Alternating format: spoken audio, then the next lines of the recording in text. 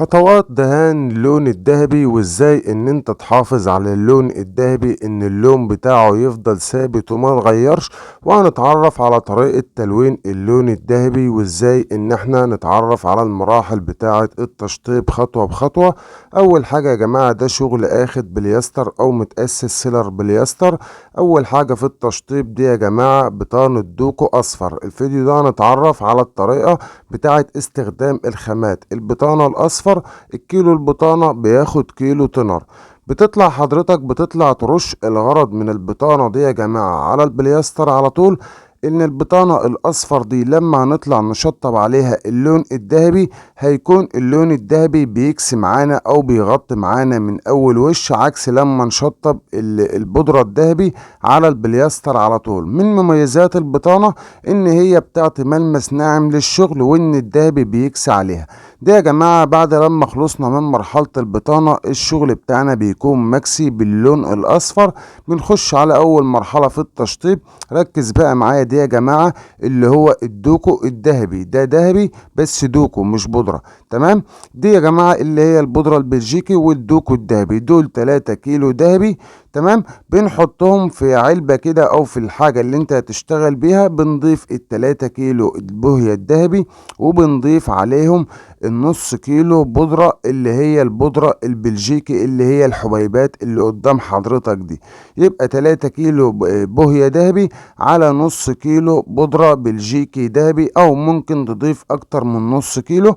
وبتحط مقدار قيمة مثلا وليكن 10 كيلو من التنر الحار. دي يا جماعة بعد لما الذهبي والبودرة ذابوا مع بعض بتطلع ترش زي ما قدام حضرتك كده البوهية مع البودرة على البطانة الاصفر، بتكسي معاك من اول وش. ودي يا جماعة زي ما اتكلمنا في اول الفيديو ازاي ان انت تحافظ على البودرة دي وما تغيرش. انت هترشها هتكون معاك فاتحة، بس مع مرور الوقت هتلاقي البودرة دي بتسود وبتطوس واللون بتاعها بيغير.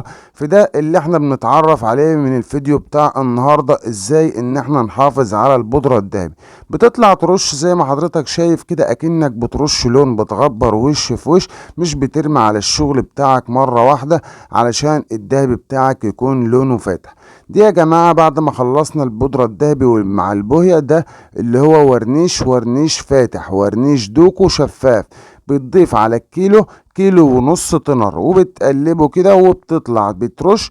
الغرض من الورنيش ده او من الورنيش الفاتح ده على البوهية والبودرة الذهبي ان احنا بنحافظ على الصدفة بتاعة البودرة الذهبي دي علشان الشغل ده فيه باتينة. دي يا جماعة بعد مرحلة التثبيت ده الشغل كده جاهز لمرحلة التلوين او لمرحلة الاكسدة او لمرحلة الباتينة زي ما بتسميها عند حضرتك. دي انبوبة الباتينة وده الزيت المخفف للباتينة. الانبوبة الباتينة دي يا جماعة الانبوبة دي بني بس بني شوكولاتة. الرقم بتاعها كام؟ الرقم بتاعها 409. الحمار اللي بتاع اللون بتاعها بيكون عالي شوية، فانا بهديه بشعرة اسود وبضيف الزيت. يعني مش يعني حطيت قيمة انبوبة صغيرة على مثلا كام غطاء كده 3 غطيان من الزيت. وبتبتدي ان انت بتحط الباتينة كده بالفرشة ان انت ايه. بعد كده بتطلع تملى الباتينة دي، بتدخلها في قلب الثقوب او في قلب الفتحات او بتلون بيها الشغل بتاعك كله زي ما قدام حضرتك كده واضح.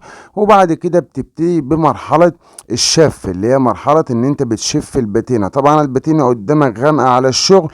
طبعا دي المرحلة بقى اللي هي بتاعة الباتينة ان انت بتجيب الفايبر وبتبتدي ان انت بتشف الباتينة من على الشغل، بس مش بتشيلها. الغرض من الباتينة دي ان هي بتبقى في قلب الغاطس او بتبقى في قلب المفاحير او بتدخن بيها الشغل، بس مش بتسيبها كتير على الشغل علشان الشغل بتاعك ما يبانش غامق ويبان ان الدهب بتاعك فاتح. انت بتشف الباتينة كده لحد لما بتوصل للدرجة النهائية بتاعتك. لو عاوز الشغل غامق مش بتشف قوي.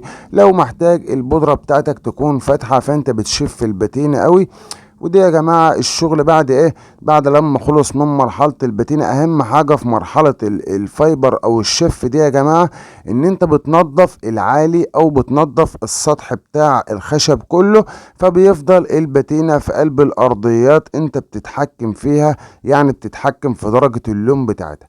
بتخش بقى على اهم مرحلة دي اللي هي مرحلة التثبيت دي يا جماعة، اللي احنا بنثبت الباتينة. طب بتثبت الباتينة بعد قد ايه؟ بعد حوالي مقدار 3 ساعات او 4 ساعات.